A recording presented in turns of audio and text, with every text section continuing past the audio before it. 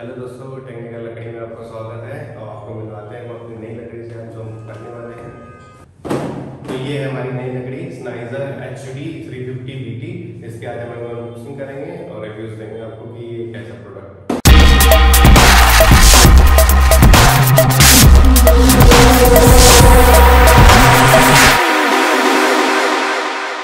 हाँ, तो ये प्रोडक्ट तो मैं दिखा रहा हूँ क्या चीज़ है, कैसे है। बाहर से क्वालिटी तो बहुत अच्छी लग रही है।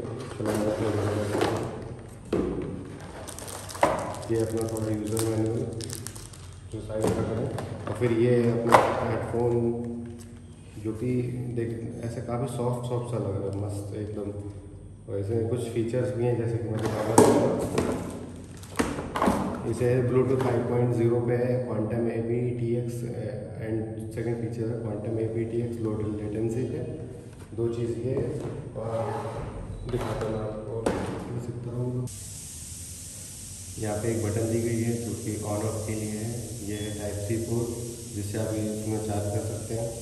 ये है वॉल्यूम अप एंड डाउन की, एंड देन ये है राइट स्वाइप करने में कॉल अटेंड हो जाएगी, लेफ्ट करने पे कट जाएगी। यह है जैसे गूगल असिस्टेंट आप यूज़ करना चाहते हो तो उसलिए बस। इसमें एक नया एक और फीचर है कि आप जैसे कि इसको फ़ोन के थ्रू भी कंट्रोल कर सकते हैं। इसे इसके एडवांस फीचर्स अभी